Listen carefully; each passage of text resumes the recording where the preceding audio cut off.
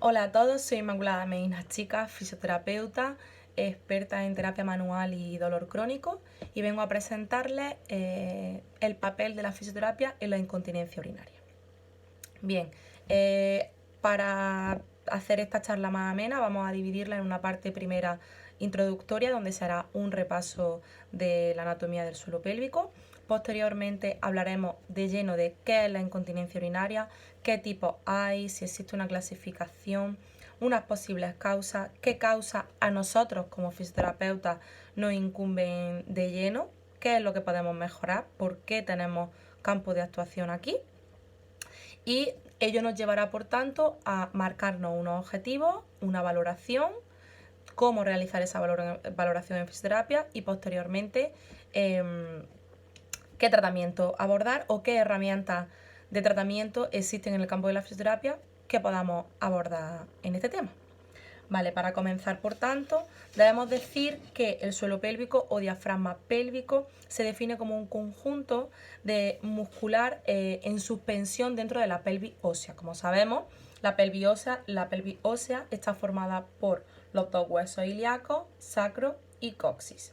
Por tanto, dentro de esta cavidad ósea tendríamos en suspensión mediante tensiones ligamentosas y musculares una cúpula que sería nuestro suelo pélvico o diafragma pélvico. En forma de cúpula, porque anteriormente se pensaba que era en forma de hamaca, se ha visto que no, que es en forma de cúpula y por tanto es mucho más homólogo a nuestro diafragma respiratorio y tiene muchísimas más cosas en común y muchísima más influencia de lo que se creía con anterioridad. Es decir, no es solo esa cavidad pélvica, no es solo el suelo pélvico lo que influye tanto en su patología como en su recuperación, sino que influyen muchos más agentes externos. Las principales funciones del suelo pélvico, por tanto, son sostén visceral, continencia urinaria y fecal, que es de lo que vamos a hablar, una importante función reproductiva también y una función, por supuesto, sexual. Veremos también más adelante que algunas de las causas que pueden dar lugar a una incontinencia urinaria pueden incluso asociarse a problemas sexuales, por lo que a veces solucionando la incontinencia urinaria o mejorando el estado del suelo pélvico podemos incluso mejorar la función sexual. Vamos a desgranar un poquito eso más adelante. En primer lugar, vamos a hacer ese recuerdo anatómico. Recordamos que el suelo pélvico está dividido en tres planos, de profundo a superficial. Normalmente se recuerda siempre el superficial, pero es muy importante el profundo también, ¿vale? En el profundo tendríamos los elevadores del ano, que estarían divididos en tres fascículos a su vez, el pubo rectal, pubo cocigio e iliococigio, y también tendríamos el isquiococigio. Todo ello en forma de herradura, como podemos ver aquí, donde deja paso a lo que viene siendo el conducto uretral y vaginal y al conducto anal. En el plano intermedio tendríamos el músculo transverso profundo y el esfínter estriado de la uretra, y en el superficial el isquio cavernoso y bulbo cavernoso, muy importante en el mantenimiento de la erección, tanto masculina como femenina, y el músculo transverso superficial y esfínter externo del ano. Estos músculos podemos apreciarlos, por ejemplo, en esta imagen. Este sería el transverso con los esfínteres en forma de 8, donde todos tienen un punto en común que sería el núcleo central fibroso del periné. Y en esta imagen de aquí podemos ver cómo quedaría una visión global de toda la musculatura del suelo pélvico. Viendo aquí el plano más profundo de elevadores del ano, los músculos transversos, los esfínteres y bulbo cavernoso e isquio cavernoso. Perfecto. Una vez realizado este pequeño recuerdo anatómico y habiéndonos situado un poco en la anatomía del suelo pélvico, vamos de lleno a la incontinencia urinaria. ¿Qué es la incontinencia urinaria? La incontinencia urinaria se define como la pérdida involuntaria de orina que puede ser medida objetivamente y que puede causar un problema higiénico y o social. En cuanto a tipos, existen varios. Nosotros nos vamos a centrar sobre todo en la incontinencia urinaria de esfuerzo e incontinencia urinaria de urgencia. La incontinencia urinaria de esfuerzo se podría definir como aquella incontinencia urinaria que ocurre asociada a un esfuerzo, bien sea involuntario, tos o estornudo, o bien voluntario, desde caminar hasta hacer algún tipo de práctica deportiva. La incontinencia urinaria de urgencia está asociada más bien a la sensación urgente y prácticamente irremediable de orinar, por lo que ocurre una pérdida porque no soy capaz de hacer esa contención y mis ganas son mucho más súbitas que mi capacidad de contención. Además, y por nombrarlas, por importancia, existen también incontinencia urinaria de rebosamiento, incontinencia urinaria neurogénica unida a cualquier tipo de patología neurológica de base, o bien vejiga hiperactiva o incluso alteración del músculo detrusor de la vejiga. Por tanto, después de esta clasificación, ¿qué causa hay asociada? Pues causa neurológica, es decir, cualquier patología de base que no dé una alteración vesical, como puede ser Parkinson, Alzheimer, esclerosis lateral amiotrófica, esclerosis múltiple. Una patología de base rige el sistema nervioso y por tanto puede existir una pérdida porque no somos nosotros los que voluntariamente controlamos la contención vesical o fecal.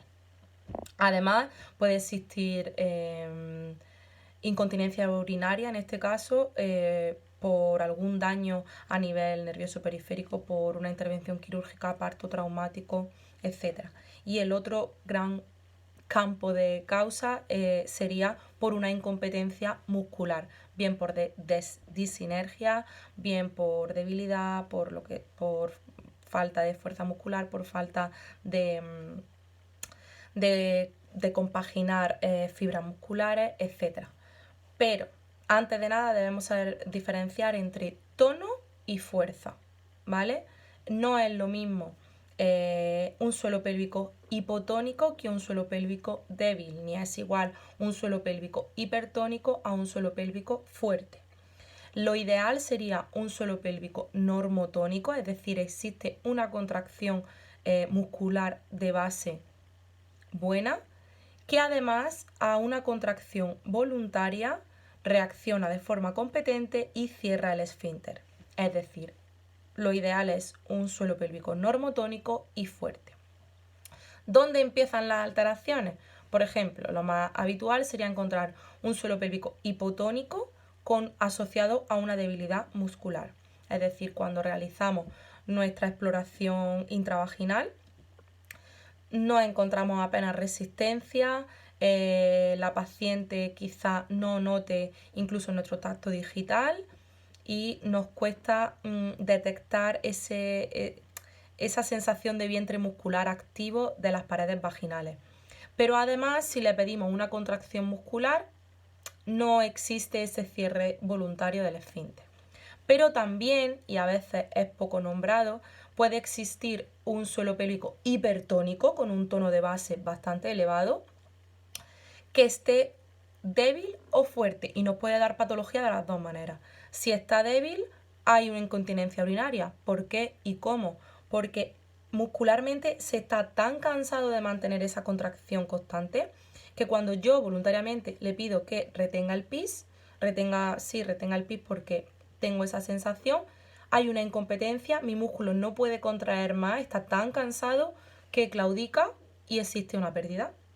Pero además, si sigo teniendo ese tono elevado y además estoy fuerte, que tengo esa capacidad de cerrar, hay tal disinergia de fuerza y tanta fuerza que puede existir una obstrucción del conducto y existir una incontinencia por rebosamiento o incluso obstrucción del conducto, que nos puede dar problemas vesicales también. Normalmente, lo más habitual es que exista una debilidad muscular que contrayendo no solucione el problema, o bien trabajando la parte de la resistencia del músculo, pero también existe y es muy importante el tema de la hipertonía con una debilidad muscular, que debemos de enseñar a la paciente a relajar ese tono basal y a ganar por otro lado fuerza. Además, sobre todo con el tema de la hipertonía, que parece que es un poco más desconocida, existen problemas asociados como puede ser el vaginismo o la vulvodinia, que la simple penetración, incluso la dispaneuria, ¿no? Que incluso la penetración y pueda ser imposibilitada o pueda ser dolorosa. Además, también tenemos la anorgasmia, es decir, si no tengo tono muscular, no tengo fuerza muscular, no existen esas contracciones involuntarias propias del orgasmo y por tanto podemos pensar que existe un componente psicógeno que me altere y me lleve a no llegar a ese orgasmo, pero no, directamente es una causa tan sencilla como la debilidad muscular. Por tanto, ¿qué haremos nosotros como fisioterapeutas para recabar todos los datos posibles, marcar unos buenos objetivos y llegar a un buen tratamiento? Pues debemos realizar una valoración completa y exhaustiva. En primer lugar, empezaremos por una anamnesis lo más completa posible, desde datos personales a información general de antecedentes personales, patologías asociadas, diabetes, que nos pueda dar una neuropatía o incluso alguna denervación de músculos propios del periné que puedan producirnos alteraciones musculares, neuromusculares y nos lleve a incontinencia. Hernias discales, quizás alguna rama lumbarosacra que altere la inervación de la zona y también me dé lugar a incompetencia muscular y a episodios de incontinencia. Patología urológica o respiratoria. Respiratoria, ¿por qué? Por la mala gestión de las presiones, si soy un paciente asmático, si soy un paciente con enfermedad obstructiva, mi respiración va a ser quizás demasiado agitada y la gestión de las presiones diafragmáticas respiratorias y diafragmáticas pélvicas no van a estar bien gestionadas y van a ser constantes golpeos que acabarán debilitando mi suelo pélvico o acabarán haciéndolo hipertónico como defensa de esos empujes. También es importante la medicación. Puede ser que me altere a nivel hormonal y de estrógeno, provocándome un desajuste en la regulación de mi propio suelo pélvico, dándome sequedad, dándome dolor. Si me provoca ese dolor, puede provocar una hipertonía del suelo pélvico en defensa, que me puede dar más dolor e incluso, como he dicho antes, fracasos y episodios de incontinencia por claudicación de la musculatura. Va todo muy relacionado. Además, por supuesto, deberemos preguntar todos los datos ginecológicos y obstétricos. Número de partos, partos traumáticos, si han existido abortos, si han sido partos instrumentados. También nos interesa mucho el tema de la cesárea, aunque no haya sido previamente un parto genital. Esa cesárea ha sido desde el primer momento, se ha intentado un parto vaginal, pero ha fracasado y ha tenido que haber una cesárea. Ha sufrido el suelo pélvico, muchos componentes ginecológicos en relación con la incontinencia urinaria. Por supuesto, tendremos que preguntar sobre la eliminación tanto urinaria como fecal, número de micciones, frecuencia, muy importante esto, sobre todo en un patrón de incontinencia urinaria de urgencia. El número de micciones elevado, la cantidad de micción es eficaz o no, es decir, son muchos números de micciones espaciadas por poco tiempo y además poca cantidad. Eso nos puede indicar que hay ese componente de urgencia, ¿no? Y por supuesto datos sexuales, es decir, también nos puede dar muchas pistas, como he dicho antes, si hay una anorgasmia, dispaneuria, problemas de vaginismo, si ha habido anteriormente problemas de agresiones sexuales, algún trauma previo. Todo ello, sin darnos nosotros cuenta, puede alterarnos el tono de la musculatura, reaccionar en defensa y darnos muchos problemas. En cuanto a la valoración física, es muy importante que empecemos por partes, ¿vale? Tendremos que realizar una inspección visual y palpatoria, una valoración externa, como he dicho, y global al suelo pélvico, desde diafragma, abdomen, pelvis ósea, columna lumbar, musculatura pelvitrocanteria piramidal, musculatura glútea, aductores, iliosoa, importantísimo en la alteración de la estática lumbopélvica. Una valoración propia muscular del suelo pélvico a través de un tacto digital. Normalmente se realiza a través de la escala Oxford modificada o bien a través del PERFE, que sería perfecto en inglés y sería la indicada para ver o bien en un tacto digital, fuerza de contracción, número de repeticiones posibles, resistencia en los segundos o cantidad de contracción, ¿vale? Va a haber todos esos parámetros musculares. Por supuesto también valoraremos la estática orgánica, si existen prolapsos, nos irá a decir si además de una incontinencia urinaria hay un prolapso, nos puede decir que hay mucha hipotonía y que probablemente también haya mucha debilidad muscular. Hay que trabajar ese sostén, esa capacidad de sostén y de fuerza. Y si fuera necesario, porque sospechásemos de alguna alteración neurológica, podremos ir a examinar los dermatomas o reflejos externos. Como he dicho al principio, en la exploración visual y palpatoria a nivel externo, deberemos de hacer mayor hincapié en cicatrices, adherencias que puedan dar, como he dicho, dolor, probablemente desembocar en una hipo o hipertonía por dolor. A veces no sabemos si se contrae más o incluso se relaja. También deberemos ver si hay algún tipo de alteración en la piel, desde ronchas, rojeces, algo que nos pueda indicar una bandera roja, quizás, que debamos de derivar a otro profesional. Es muy importante en estos temas que si el paciente acude directamente a nosotros como su profesional de confianza, que en muchas ocasiones ocurre, eliminemos muchas banderas rojas, hagamos preguntas que nos lleven a un diagnóstico diferencial para saber paralizar nuestra valoración, derivar al profesional que sea propio, y si todo es luz verde, retomamos sin problema. Pero es muy importante que si nosotros somos su primera consulta, que abramos un poco nuestra vista y no nos quedemos solo en el problema fisioterapéutico, sino que si creemos que hay algo que no nos cuadra dentro de nuestros conocimientos en el campo, sepamos derivar y trabajar en equipo multidisciplinar. Bien, y bueno, por remarcar un poco en cuanto a tema de valoración diafragmática, abdominal y estática lumbopélvica, tendremos que ver tensiones, si hay puntos de dolor, puntos de presión, por ejemplo, a nivel abdominal y diafragmático, qué respiración ocurre, tenemos una respiración paradójica, cómo se gestionan las presiones, cuando hago un esfuerzo, hago una hiperpresión o soy capaz de contraer y de proteger. Todo eso desde el punto de vista de la fisioterapia debemos de abordarlo, ¿vale? Y hacer una valoración global y completa del suelo pélvico, no solo centrarnos en ese músculo en concreto o en ese músculo, en ese grupo muscular en concreto. Vale, una vez vista esta valoración, ¿qué objetivos nos marcamos?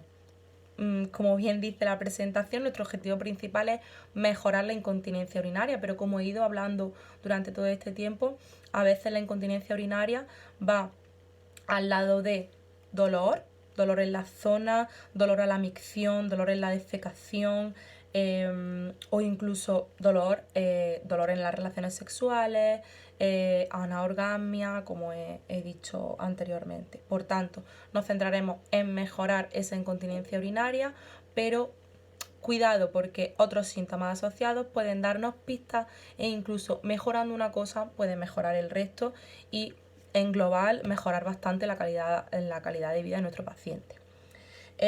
A día de hoy, por suerte, hay muchísimas técnicas que pueden ayudarnos en este tratamiento, ¿vale? Herramientas de fisioterapia, desde la terapia manual, hasta la cinesiterapia activa, el biofeedback, la electroestimulación, hábitos comportamentales como puede ser la elaboración de un diario miccional, dispositivos intracavitarios, ejercicio terapéutico global, ¿vale? Vamos a desmenuzarlo poco a poco. La terapia manual, como he dicho antes, para mí es esencial la terapia manual desde una valoración exhaustiva intracavitaria hasta el propio feedback con el paciente de si está siguiendo bien el tratamiento, si está evolucionando bien. Por tanto, haríamos una exploración intracavitaria en la que simplemente podemos explorar si hay cicatrices, si existe dolor, cómo está el tono, todo lo que hemos dicho en la valoración. Y además podemos trabajar desde ahí. Si existe dolor o existe una hipertonía, podemos trabajar desde la terapia manual relajando puntos gatillos miofaciales o realizando técnicas de relajación intracavitaria que pueden regular el tono muscular del suelo pélvico y por tanto ayudar a trabajar bajando ese tono, mejorando la fuerza, eliminando la incontinencia urinaria.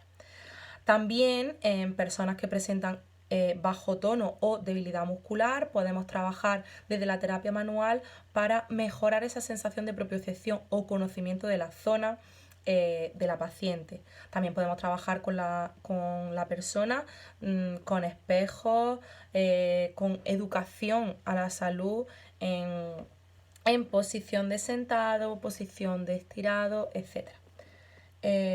También a través de la cinesioterapia activa.